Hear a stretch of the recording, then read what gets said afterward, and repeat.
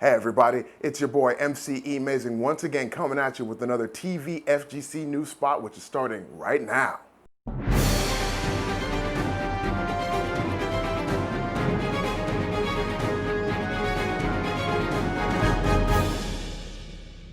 All right everybody, first up, if you missed it, this past weekend on Sunday, Justin Wong conducted a 24-hour stream to raise money for A Color of Change. While doing this, he kept everybody entertained by trying to complete 100 fighting games. Now, he didn't quite meet his goal. He only completed 66 out of 100, but he did exceed the monetary goal, which was $5,000. He actually made $7,860, almost $3,000 more than what his goal was.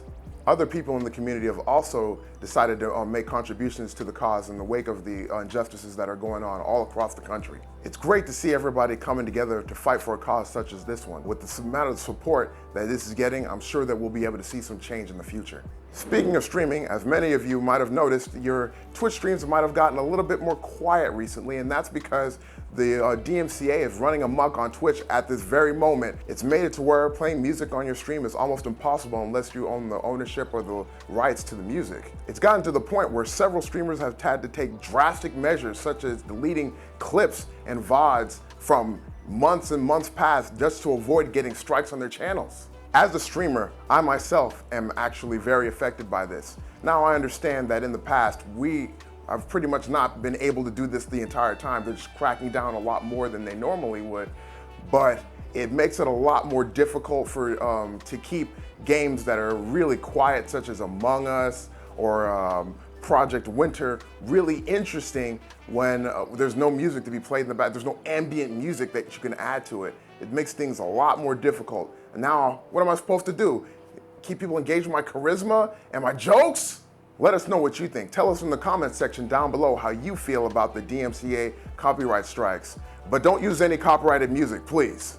In other news, Alex Jabalia, CEO Gaming, put out a tweet earlier stating that normally this would be around the time that they would be asking what games players would like to see at CEOtaku, but they're not quite sure that it will be happening this year. In light of the COVID pandemic that's sweeping the entire world, he's not exactly sure if CEOtaku is going to even happen this year, but he says that he'll let us know by early July.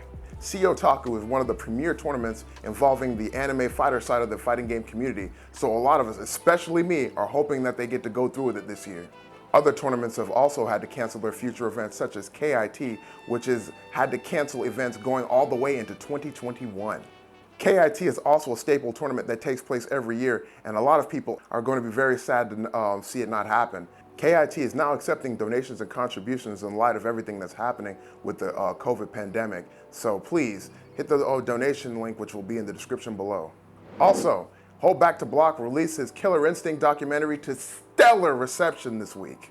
The nearly 2-hour documentary covered Killer Instinct from inception to now and got a lot of people hyped, not only for its EVO Online appearance, but it also got people hyped enough to come back to the game after having left it for a while, including yours truly. Yeah, I'm a Cinder player. You know, I like how Rudy is to everybody. It's fantastic that we have people in the community that make content that highlights and focuses on the amazingness or amazingness and beauty of the FGC. So make sure that you let us know in the comment section below how you felt about the documentary. Did you see it? And if you haven't seen it, why didn't you watch it yet? And also, how you feel about the KI's appearance at EVO Online this year. And it's some of our biggest news this week. After a small delay last week, Sony has finally revealed the PlayStation 5. Sony showed off the console's look as well as the controllers, charging station, headphones, media remote, and the camera to go along with it. The PS5 will also be using an 825 gigabyte solid-state drive that Sony is promoting will speed up game load times. It also supports 8K graphics, 4K graphics, and 3D audio. Another amazing reveal is that there's going to be a PlayStation 5 digital version that comes without the 4K Blu-ray drive. People have many differing opinions on this, but it's a really good option for people who want to go discless and reduce the clutter of physical media. Now, of course, there was no actual specific date announced, there was no specific price announced, and there were no fighting games announced. But we did get to see Resident Evil, Ratchet & Clank, Gran Turismo, and Horizon. So please let us know in the comment section below how you felt about the PS5. how it looks, what games you saw, or whatever comments you might have about the PS5 in general. All right, everybody, that's your TV FGC news spot for this week. Join us next time, and make sure you leave some comments, questions, concerns, and suggestions in the comment section below. Somebody will read them, not me though. I got a fragile ego, and people can be really mean. All right, we'll see you guys next time. Love, peace, and hair grease, and we'll see you on the next TV FGC news spot.